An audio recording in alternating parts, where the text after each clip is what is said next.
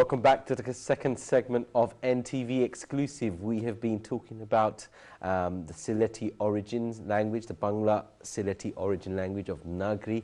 And for those of you that missed the first segment, you've missed an exclusive poem being read out in Nagri by Rob. But we've got so much more to talk about because there's a great upcoming event that we want to sort of bring to your attention and have you come down to see it here in London. So this is what we'll be doing for this segment of the show. We're going to be talking about the event known as Bangla is Not My Mother Tongue, yet it's all about Bangla. Coming up for you on the screen, you're going to see the actual artwork that's been done for this. There we go. So this is the exhibition. It's a Sylheti Nagri exhibition going to be done in Limehouse, London, and it's from the 31st of January, running all the way through to the 27th of February there. So there you can see a wonderful piece of artwork done there. But this is the exhibition that's happening. So we're urging everyone to go along to this and go and actually learn about Nagri. Why am I telling you all about it? Robert, this event, I mean, tell us a bit more about it. So what's going on? What's its aims and what will take place?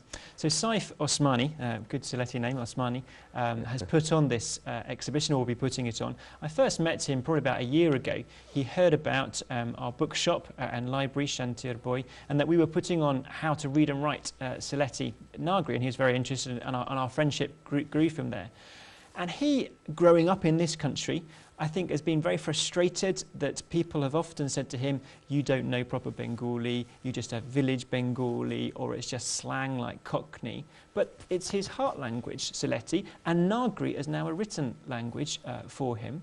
And it's important that all of us embrace the languages that are our mother tongues and don't despise them in any way. And this is trying to do that, trying to say that as important as Bangla is, actually that's not my mother tongue. It doesn't speak to me in the way that Sylheti does, and I have a real history and heritage to my language, because language is important. It touches my heart. And so this is what he's doing for a month, different art that he's put together, along with the history of Nagri, different manuscripts that he's trying to gather and put on as part of that exhibition at Husk Cafe near Limehouse.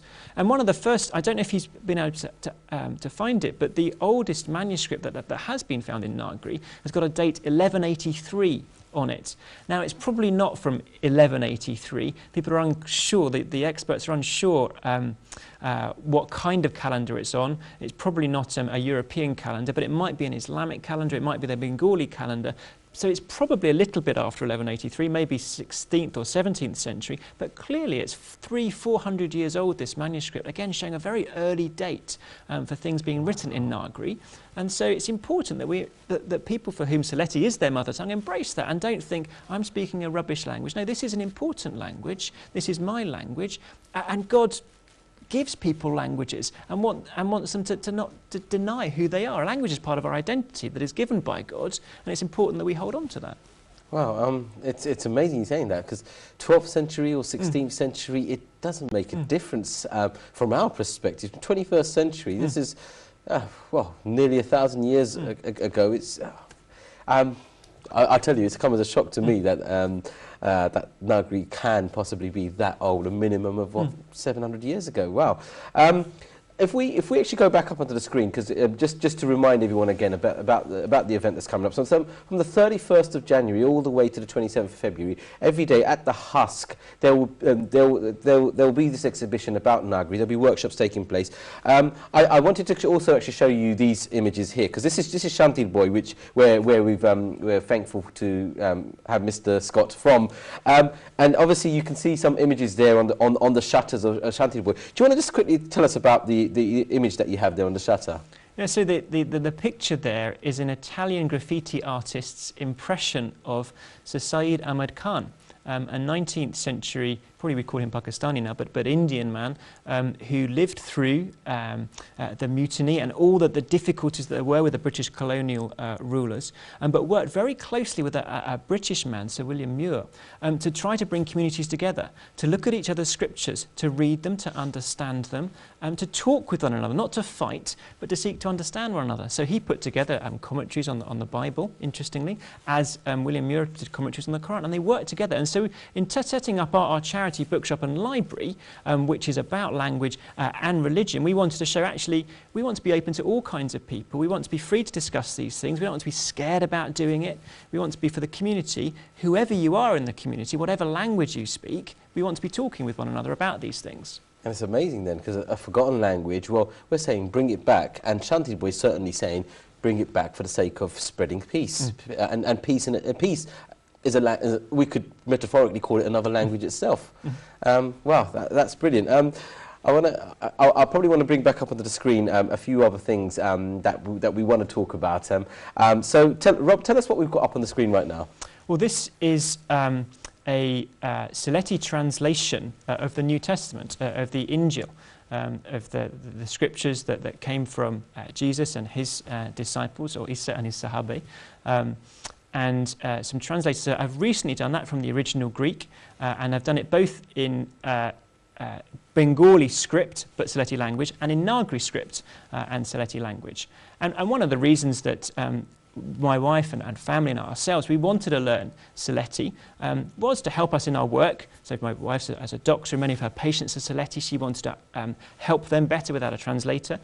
I've done some work with my church and mosques in trying to explain our religion with one another. And sometimes I wasn't very well understood, so I wanted to try to learn people's language. But ultimately, as this particular passage talks about, the Injil is full of good news, of a great joy that brings peace to people. And we wanted to explain that to others as best we could. Maybe Hassan Raja needed to hear that piece on Judgment Day. He didn't have it because maybe he hadn't read this in Nagri or whatever language. And so if this is that script that you saw, I'm assuming, is out from this book here. So this is, you would have heard Rob refer to this as the Injil. For those of you British Bengalis, this is the Bible that's written in English. In English, what am I saying? In Nagri. So this is the Bible that's written in Nagri.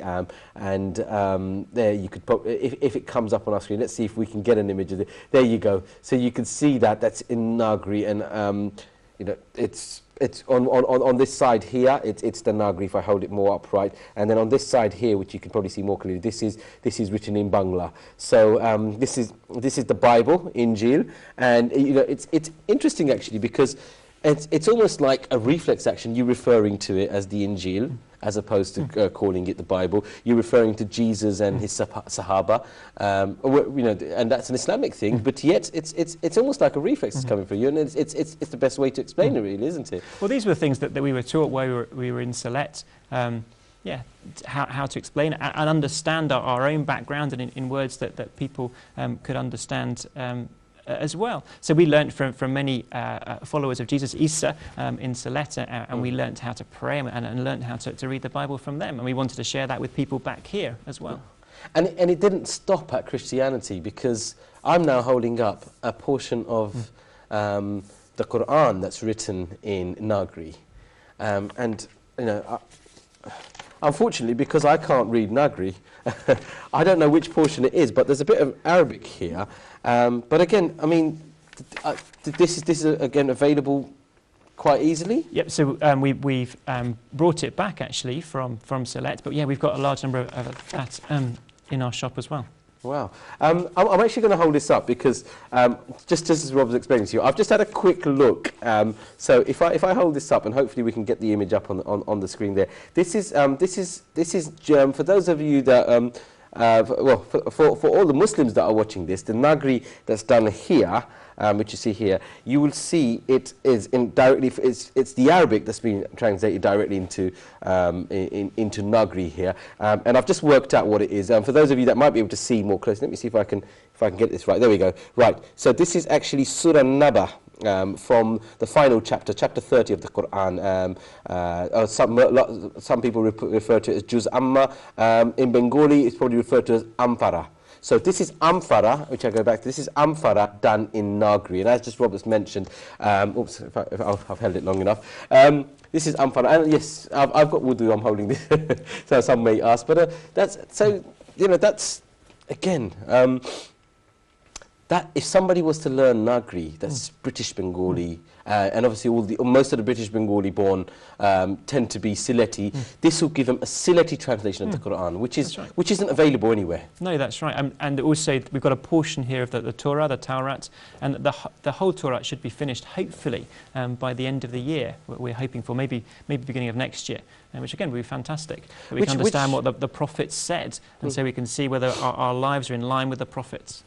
Which part of the Old Testament is this then? So that's what in English I would say is Genesis, the first book. So from creation through Adam and Eve, Cain and Abel, Noah and the flood, the call of Abraham, the promises that God makes to Abraham that he will bless him and his family, giving him a great land and a great nation and wonderful blessings, going through Isaac and Jacob and into the Joseph story. Wow, that's so. You can see Nagri is not just limited to poetry, kobita, but obviously Nagri is now going on to the scriptures, so you can just see the Torah there. So that we've got parts of the Torah in Nagri. We have the Injil, the Bible in Nagri, and then we have Ampara, Juz Amma, the final chapter of the Quran in Nagri. So the language is there for you. And for those of you, you know what, sometimes even I, when I've attempted to read the Quran in Bengali, let's not forget that the Quran and all the three holy books, they should and they are in very eloquent language. So if you're really struggling, those Sylhetis out there, mate, let's just say if you're struggling to understand it, if you was to pick up a bit of Nagri, I mean, am I right in making, this is an assumption I'm doing actually, I should be careful here, but am I right in assuming that if they was to pick up and learn a bit of Nagri, they may understand it better for those that don't speak Shuddha? Well, I think that's right. I think for someone that reads the Bible in English, it speaks to me because it's in the language that I understand. It fits, and in many ways, I think that's reflective of the God behind the book. The God who gave us this book wants us to know him. He wants us to understand him. He wants us to live for him. And so he speaks to us in a language that we understand. So, for example, think of the Torah. Well, that was originally written in Hebrew for the Hebrew hearers, speakers of Moses' day. And yet the Torah talks about Adam and Eve, and it talks about Abraham and what they said. And it records their sayings in Hebrew, but they probably weren't speaking that particular form of Hebrew because it was hundreds of years before. But God wanted their words written in a Hebrew that people of Moses' day could understand, because God wanted them to understand who he was. He wanted them to know him and to live for him. And similarly with the Injil, originally written in Greek, so that people could understand it, because Greek was the most widespread language of its day, a bit like English. Most people could understand some English. Even if it wasn't their first language, they could understand it, because God wants people to understand them. And that's why people have often translated the Bible wherever they've gone. They've wanted people to know who God is in their heart language, so they can hear him and relate to him and live for him, and not be like Hassan Raja on that last day. No, they can have peace with him now and for eternity. Thanks for that, Rob, because it moves us very smoothly on to a break, and when we come back from the break, we're going to go back to some of the poetry and some of the lost feelings that have come out from people in poetry. So don't go away. We're going to hit this break, and when we come back in the final sector, we want to wrap up Nagri as much as we can. So we'll see you very shortly.